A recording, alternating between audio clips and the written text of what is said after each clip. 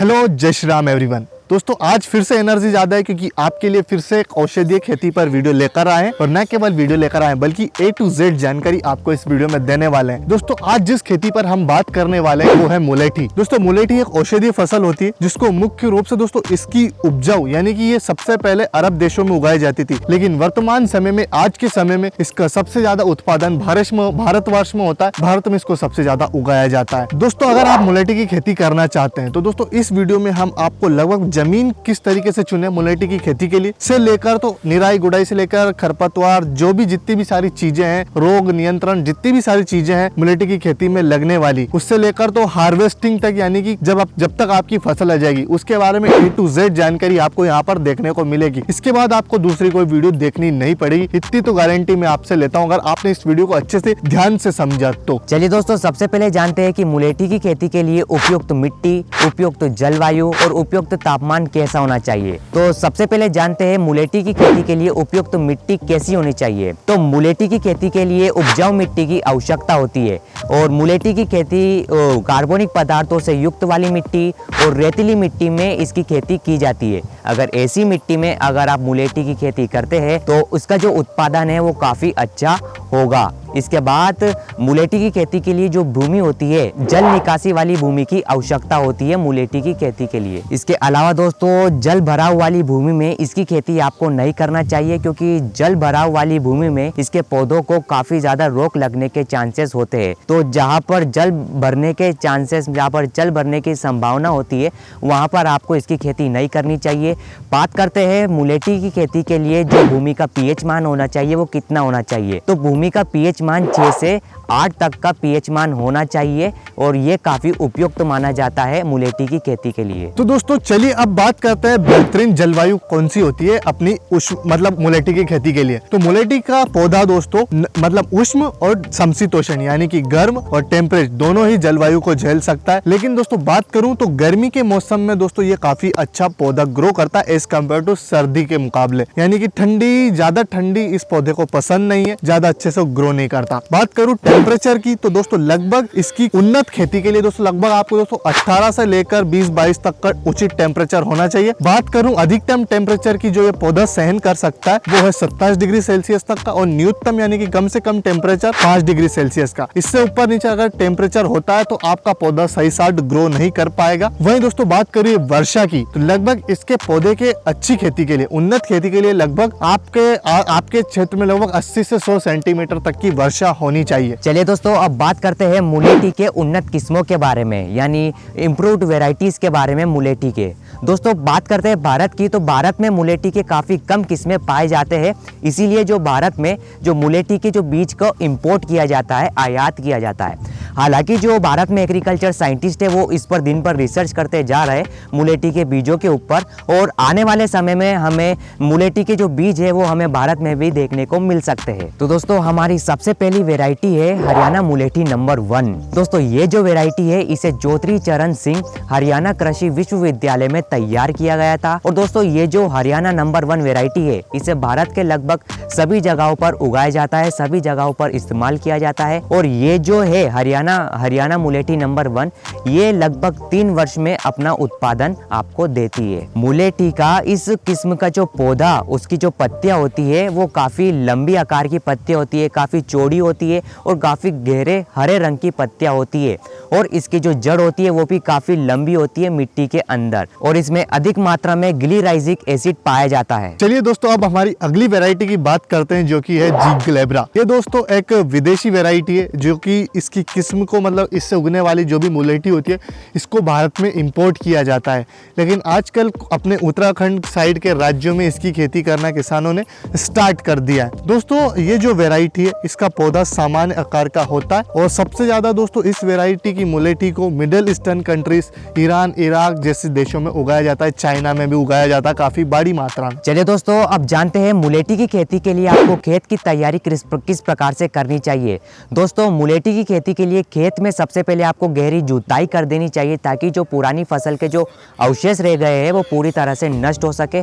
उसके बाद आपको खेत को कुछ समय के लिए खुला छोड़ देना है ताकि जो धूप है, सूरज की जो धूप है वो आपकी मिट्टी में जो किरणें हैं वो अच्छे से जा सके और जो हार्मफुल जो बैक्टीरिया है, नुकसानदायक जो जीवाणु है वो नष्ट हो सके। उसके बाद दोस्तों आपके खेत में आपको गोबर की खाद को डालना है।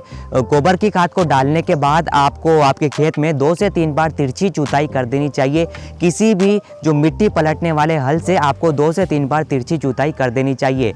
और 2 से 3 बार तिरछी जुताई करने के बाद आपको एक बार क्या करना चाहिए, पानी चला देना चाहिए आपको खेत में।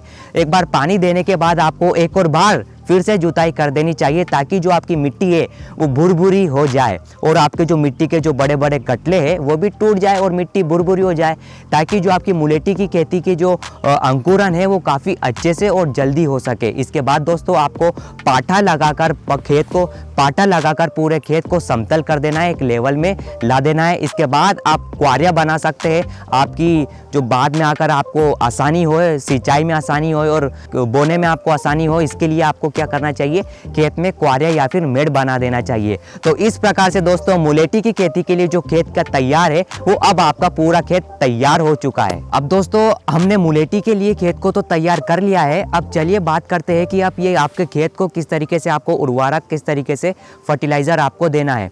दोस्तों सबसे पहले मैंने आपको बताया कि आप गोबर की खाद का भी इस्तेमाल कर सकते हैं, तो वो अगर आप करेंगे तो आपको काफ़ी ज़्यादा फायदा है। लेकिन जो कुछ किसान होते हैं वो रासायनिक पदार्थों का भी इस्तेमाल करना चाहते हैं, तो वो क्या कर सकते हैं, वो 1 बोरा NPK खाद को अपने खेत में डाल सकते हैं प्रति हेक्टेयर के हिसाब से। दोस्तों अब चलिए बात कर लेते हैं मुलेठी की रोपाई, किस तरीके से इसको बोया जाता है। तो दोस्तों मुलेठी की खेती करने के लिए आप इसकी बीज रोपाई करने के लिए इसकी जड़ों का इस्तेमाल करते हैं। तो आप जो भी बीज खरीदे, बीज के लिए जो जड़ें खरीदें, उनकी लंबाई दोस्तों लगभग 7 से 9 इंच के बीच की होनी चाहिए। बात करूं दोस्तों लगभग 1 हेक्टेयर ज़मीन में आपको लगभग 100 से 120 किलो तक की जड़ी की आवश्यकता होती है बिजाई करने के लिए, रोपाई करने के लिए। चलिए दोस्तों अब बात कर लेते हैं अपनी मुलेठी को किस तरीके से बोया जाता है, इसको बोने का सही समय कौन सा होता है। तो दोस्तों बात करूं मुलेठी के बोने के समय की, तो दोस्तों इसको गर्मी और बारिश दोनों ही मौसम में बोया जाता है। दोस्तों अगर आपकी जगह ऐसी है जहाँ पर आप सिंचाई कर सकते हैं, तो आप इसको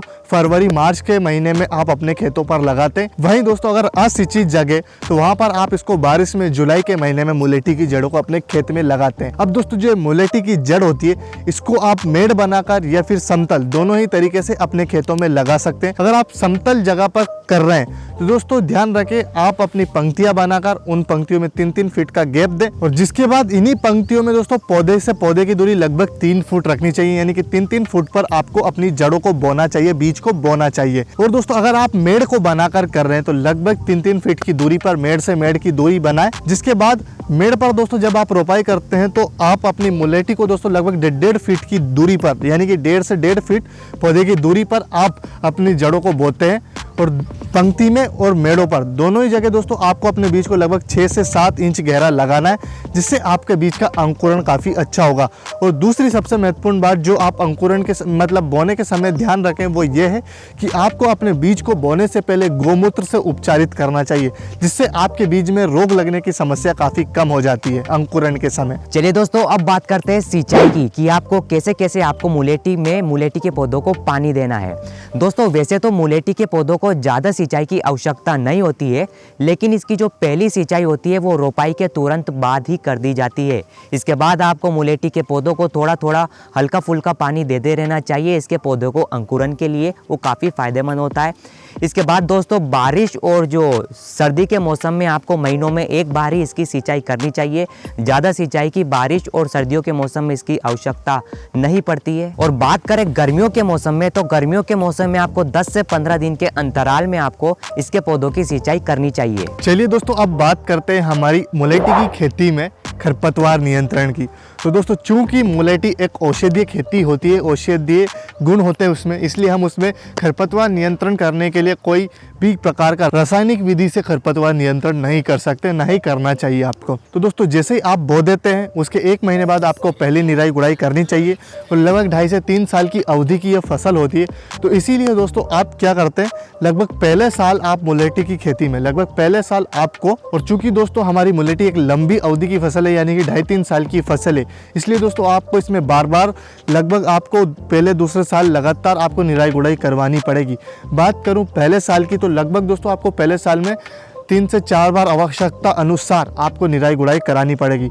दूसरे साल में 2 से 3 बार निराई गुड़ाई करनी पड़ेगी और तीसरे साल आपकी फसल हार्वेस्ट करने के लिए तैयार होती है, पौधे बड़े हो जाते हैं, इसीलिए आपको ज़्यादा इसमें निराई गुड़ाई की ध्यान देने की आवश्यकता नहीं होती है। दोस्तों मुलेठी की फसल हो या फिर कोई और भी फसल, तो फसलों के साथ साथ कुछ रोग होते हैं वो साथ साथ लग जाते हैं। तो चलिए अब बात करते हैं मुलेठी की खेती, मुलेठी के पौधों पर लगने वाले रोग और उनके रोकथाम के बारे में। दोस्तों जो सबसे पहला रोग है वो है सफ़ेद धब्बा रोग। जी हाँ दोस्तों ये जो सफ़ेद धब्बा रोग होता है ये मुलेठी के पौधों पर हमें अक्सर देखने को मिल जाता है, जीवाणुओं के रूप में हमें देखने को मिलता है। तो ये होता क्या है सफ़ेद धब्बा रोग? जो मुलेठी के पौधों की जो पत्ती होती है उस पर हमें एक सफ़ेद रंग का धब्बा हमें देखने को मिलता है। शुरुआत में तो ये काफ़ी छोटा होता है, लेकिन जब ये पौधा ज़्यादा ही उस रोग से प्रभावित हो जाता है तो बाद में ये जो सफ़ेद कलर का जो धब्बा होता है वो बड़ा हो जाता है, जिसकी वजह से जो सूरज के जो धूप होती है वो जो पत्ता होता है वो एब्जॉर्ब नहीं कर पाता है। तो जिसकी वजह से दोस्तों ये जो पौधा होता है, पौधों की जो पत्तियाँ होता है वो सूखकर नष्ट हो जाता है। मुलेठी के पौधों को इस रोग से बचाने के लिए आप क्या कर सकते हैं? नीम के काढ़े का छिड़काव कर सकते हैं या फिर पोटेशियम बाइकार्बोनेट का उस प्रभावित पौधों पर छिड़काव कर सकते हैं। और दोस्तों अगर आपको जानना है कि जो कीट और रोग से बचने के लिए आप ऑर्गेनिक माध्यम से ये जो कीट है रोग से किस तरीके से पौधों को बचा सकते हैं, तो इसके ऊपर भी हमने डेडिकेटेड वीडियो बना रखी है, जिसमें आप जानेंगे कि आप घर बैठे ही कैसे कीट और रोग की जो पेस्टिसाइड्स होते हैं, दवाइयाँ होते हैं, वो घर बैठे ही बिना लागत में बना सकते हैं। तो उस वीडियो का लिंक आप आई बटन और डिस्क्रिप्शन बॉक्स में मिल जाएगा। चलिए दोस्तों अब बात करते हैं अगले रोग की, जो कि है हरी सुंडी रोग। तो ये जो रोग है दोस्तों आपकी मुलेठी की खेती में कीट के रूप में आक्रमण करता है, यानी कि थ्रिप्स के रूप में।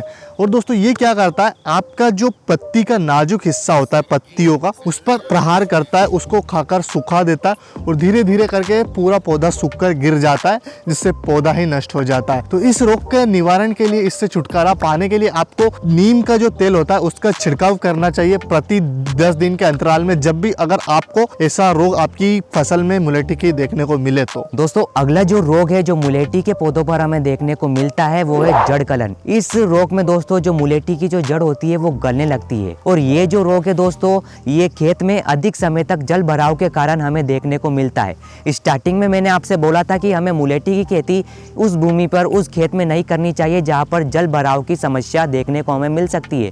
तो इसीलिए दोस्तों जब अगर हम जल भराव वाली खेत में हम इसकी खेती करते हैं तो इसके पौधे की जो जड़ होती है वो गलने लगती है, और हमारा जो उत्पादन होता है उस पर भी, जो पैदावार होता है उस पर भी काफ़ी ज़्यादा इसमें असर देखने को मिलता है। और इस जड़ गलन रोग से बचने के लिए आपको या तो ऐसी भूमि पर आपको इसकी खेती नहीं करना चाहिए, या फिर आपको उस भूमि को सही करना चाहिए, या फिर जहाँ पर पानी भरा रहा हो उसे निकालना चाहिए, और इसका कोई अधिक उपचार नहीं है दोस्तों। चलिए दोस्तों अब बात करते हैं अपनी जो मुलेठी होती है उसकी हार्वेस्टिंग की। तो दोस्तों मुलेठी की फसल काफी लंबी की अवधि की फसल होती है। हमने 2 वेराइटीज बताई है, एक तो 3 साल में आती है, एक 2.5 साल में आती है। तो आप जोन से भी वेराइटी का इस्तेमाल करते हैं तो वो जैसे वो टाइम पीरियड यानी कि वो जो टाइम फ्रेम है समय पूरा हो जाए, उसके बाद दोस्तों आपको पानी चलाकर जैसे आपकी जमीन में बराप आ जाए फिर उसकी खुदाई करना स्टार्ट कर देना चाहिए। मुलेठी की जो पौधे होती है उसकी जड़ें दोस्तों हार्वेस्टिंग के समय 2.5 फीट तक भी गहरी जाती है, इसलिए दोस्तों इसको आपको अच्छे से गहरी अच्छे से खुदाई करनी चाहिए। चाहे तो आप हल का उपयोग कर सकते हैं। जिसके बाद जैसे ही जो आप ये गुच्छा निकलता है जड़ों का, इनको अच्छे से धोकर साफ कर लें और तेज धूप में सुखाएं, जिसके बाद ये बाजार में बेचने के लिए तैयार हो जाती है। अब चलिए दोस्तों आखिरी में इसकी पैदावार और इसके प्रॉफिट के बारे में बात करते हैं। तो दोस्तों जैसा कि हमने आपको बताया कि जो मुलेठी के जो पौधे होते हैं वो 3 साल में बनकर तैयार हो जाते हैं, और इसके 1 हेक्टेयर के खेत में दोस्तों लगभग आपको 30 से 35 क्विंटल की पैदावार आपको प्राप्त हो जाती है। और बात करें इसके बाजारी भाव की, तो इसका जो बाजारी भाव होता है वो 130 से लेके 180 रुपए प्रति किलो होता है। तो इसके हिसाब से हमारा जो पूरा गणित हम बिठाकर बैठे तो एक बार की फसल से दोस्तों जो हमारा किसान भाई होता है वो मुलेठी की खेती को करके आसानी से 4 से 5 लाख रुपए कमा सकता है एक साल की एक बार की फसल से दोस्तों फिलहाल इस वीडियो में इतना ही था। आशा करते हैं आपको हमारी मुलेठी की खेती पर जो हमने जानकारी दी है वो पसंद आई होगी। दोस्तों मुलेठी की खेती का इतना प्रचलन ना हो पाना यही बात है कि आप 3 साल लगा रहे हैं फिर भी इतना ज्यादा उससे प्रॉफिट नहीं हो पा रहा है। वहीं अश्वगंधा जैसी फसलें कम समय में औषधीय फसलें हैं वो भी, और ज़्यादा पैसा आपको कमा कर दे सकती हैं। इसीलिए किसान इन ज़्यादा फसलों का ज़्यादा चयन करना पसंद करते हैं। मुलेठी लंबे समय में मुझे तो ज़्यादा कुछ समझ में नहीं आया, बाकी आप पर निर्भर करता है। और वीडियो अच्छी लगी तो वीडियो को लाइक करना, शेयर करना, कमेंट करना ना भूलें।